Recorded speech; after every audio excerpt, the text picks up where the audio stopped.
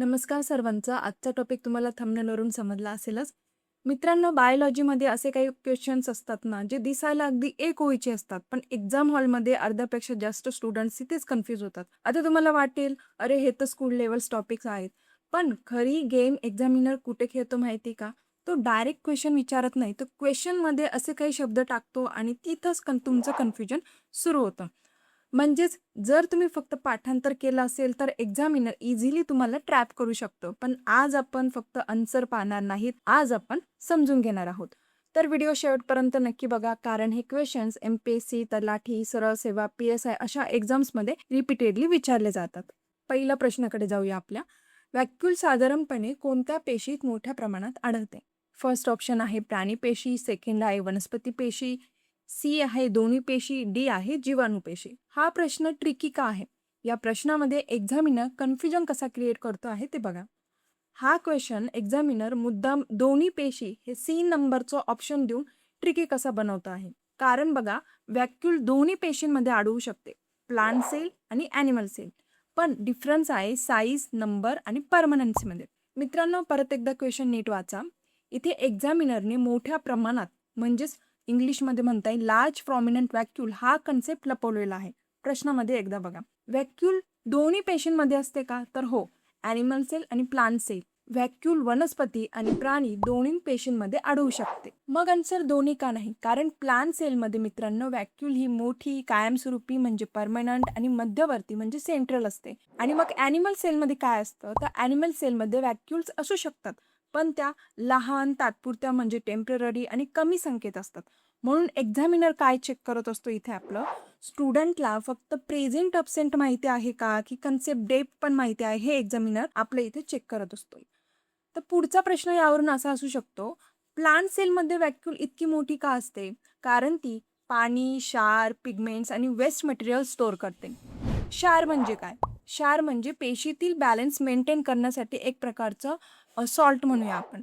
Pigments म्हणजे फुलं, फळं यांना रंग देण्यासाठीचं काम हे पिगमेंट्स करत असतं. तसेच टर्गर प्रेशर मेंटेन करून वनस्पती ताट ठेवत असते व्हॅक्यूल. तुम्हाला इथं व्हॅक्यूल म्हणजे काय समजलं का? तर इथे बघूया टर्गर प्रेशर म्हणजे नक्की काय असेल. तर मित्रांनो, प्लांट सेलमधील मोठ्या व्हॅक्यूलमध्ये पाणी भरलेलं असतं आणि हे पाणी पेशीच्या आतून सेल वॉलवर दाब टाकतं आणि हाच आतून पडणारा दाब म्हणजे टर्गर प्रेशर आहे. यामुळे काय होत असेल मित्रांनो, तर वनस्पती ताट, फ्रेश आणि सरळ उभी राहते. आणि समजा जर पाणी कमी झालं तर काय होईल? व्हॅक्यूल आकुंचन पावते आणि प्रेशर कमी होतो आणि वनस्पती कोमजलेली दिसू लागते. रिअल लाईफ एक्झाम्पलमधून समजून घेऊया. जर झाडाला पाणी घातल्यानंतर ते फ्रेश दिसतंच ना, ते कशामुळे दिसतं? तर ते टर्गर प्रेशरमुळेच. बघा, एक्झाममध्ये ट्रॅप कसा असतो स्टुडंटसाठी, व्हॅक्यूल प्रेझेंट इन बोथ सेल हे सायंटिफिकली बरोबर आहे. पण लार्ज प्रॉमिनंट व्हॅक्यूल विचारल्यावर आन्सर येईल मित्रांनो प्लांट सेल. मग इथे बॅक्टेरिया ऑप्शन चुकीचा का आहे? कारण त्यांच्यात मेम्ब्रेन बाउंड ऑर्गेनल्स नसतात. मग फायनल आन्सर काय येईल हे समजलं का तुम्हाला? वनस्पती पेशी. ओके. तर इथे वन लाईन रिव्हिजन ठेवा. प्लांट सेल म्हणजे लार्ज परमनंट व्हॅक्यूल आणि ॲनिमल सेल म्हणजे स्मॉल टेम्पररी व्हॅक्यूल्स. आपल्या नोट्समध्ये ॲड करून घ्या. आपल्या पुढच्या प्रश्नाकडे जाऊया. मित्रांनो, हा प्रश्न छोटा दिसतो आहे, पण एक्झाममध्ये खूपदा विचारला जातो, कारण एक्झामिनर इथे वनस्पती पेशी आणि प्राणी पेशी असे दोन्ही ऑप्शन टाकून कन्फ्यूज करत असतो. तर सर्वात आधी सेंट्रिओल म्हणजे काय ते समजून घेऊया. त्याचे मुख्य काम काय आहे? सेल डिव्हिजन म्हणजे पेशी विभाजनामध्ये मदत करणे आणि नवीन पेशी तयार होण्यास मदत करणे हे आहे. तर आपल्याला उत्तर पाहिजे की प्लांट सेल की ॲनिमल सेल या दोघांमधून. तर सेंट्रिओल मित्रांनो साधारणपणे प्राणी पेशीमध्ये आढळते. तर आपण या प्रश्नाचं उत्तर मित्रांनो जनरल बायोलॉजी कन्सेप्टने देतोय, कारण एम-पी-एस-सी, सरळ सेवा, तलाठी, पी-एस-आय अशा एक्झामच्या दृष्टीने समजून. ओके. आपण ॲडव्हान्स बायोलॉजीमध्ये जाऊन या प्रश्नाचं उत्तर इथे नाही देऊ शकत. पण तुम्हाला इथे पण कन्फ्युजन झालं असेल, ते कसं? तर प्रश्न नीट वाचा. प्रश्नामध्ये दिलेला आहे जनरली म्हणजे साधारण हा शब्द इम्पॉर्टंट आहे. तो कसा? तर परत एकदा सांगते. मित्रांनो, आपण म्हणतोय की सेंट्रिओल ॲनिमल सेलमध्ये आढळतो. हा जनरल रूल आहे. पण बायोलॉजीमध्ये काही केसेस वेगळे असतात. त्यांना आपण काय म्हणू शकतो? एक्सेप्शन. एक्झाम्पलवरून परत एकदा समजून घेऊया. मग प्लांट सेलमध्ये नसतंच का हे सेंट्रिओल? तर याचं उत्तर आहे मित्रांनो, साधारण हायर प्लांट सेलमध्ये नसते. मग काही स्पेशल केसेस असतात, म्हणजेच काही लोअर प्लांटमध्ये सेंट्रिओल सारखी रचना दिसू शकते. पण एक्झाममध्ये आन्सर काय लिहायचं आता? कारण MPSC तलाठीमध्ये काय विचारतात, जनरल बायोलॉजी कन्सेप्ट. हे असे एक्सेप्शन शक्यतो नाही विचारत. ओके, समजलं असेलच तुम्हाला. आणि इथे जनरली या शब्दाचं इम्पॉर्टन्स समजलं का? जर जनरली हा शब्द नसता तर मग हा प्रश्न ॲडव्हान्स बायोलॉजीनुसार कॉन्ट्रोव्हर्शियल झाला असता. कारण तुम्हाला समजलंच असेल की प्लांट सेलमध्ये पण सेंट्रिओल असतात, पण कुठे? काही लोअर प्लांट्समध्ये अडवू शकता. पण इथे जनरली म्हणजे बहुतेक वेळा ॲनिमल सेलमध्ये सेंट्रिओल हे आढळतं. सुरुवातीलाच म्हटल्याप्रमाणे एक्झामिनर कन्फ्युजन कसा क्रिएट करतो हे समजलं का तुम्हाला? तो डायरेक्ट क्वेश्चन विचारत नाही, तो क्वेश्चनमध्ये असे शब्द टाकतो आणि तिथेच आपलं कन्फ्युजन सुरू होतं. कारण सायंटिफिकली बोलायचं झालं तर काही ऑर्गेनल्स पूर्णपणे अब्सेंट नसतात, पण एक्झाम ओरिएंटेड बायोलॉजीमध्ये त्यांना जनरली अब्सेंट मानलं जातं. म्हणजेच जर तुम्ही फक्त पाठांतर केलं असेल तर एक्झामिनर इझिली ट्रॅप करू शकतो तुम्हाला. पुढच्या शेवटच्या प्रश्नाकडे जाऊया मित्रांनो. खालीलपैकी कोणता घटक साधारणपणे फक्त वनस्पती पेशीत आढळतो? Mitochondria, ribosome, chloroplast, cell membrane. तर हा क्वेश्चन बघा मित्रांनो, हा क्वेश्चन दिसायला इझी आहे, पण एक्झामिनरने इथे फक्त म्हणजे ओनली आणि साधारणपणे म्हणजे जनरली या शब्दावर गेम खेळतो. हे आतापर्यंत आपण 2 प्रश्नांमध्ये बघितलं. तर मित्रांनो, क्वेश्चन नीट वाचा आणि ऑब्झर्व करा. एक्झामिनरने इथे डायरेक्ट प्लांट सेल विचारलेलं नाहीये. तो चेक करतो की तुम्हाला ऑर्गेनेलचं एक्झॅक्ट डिस्ट्रीब्युशन माहिती आहे का?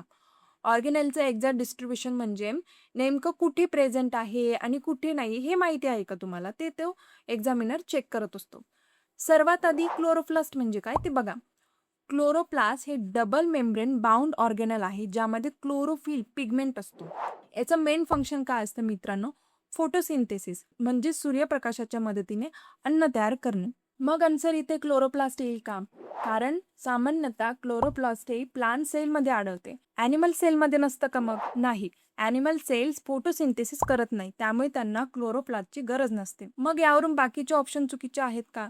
कारण माइटोकॉन्ड्रिया प्लांट आणि ॲनिमल दोन्हीमध्ये असतो.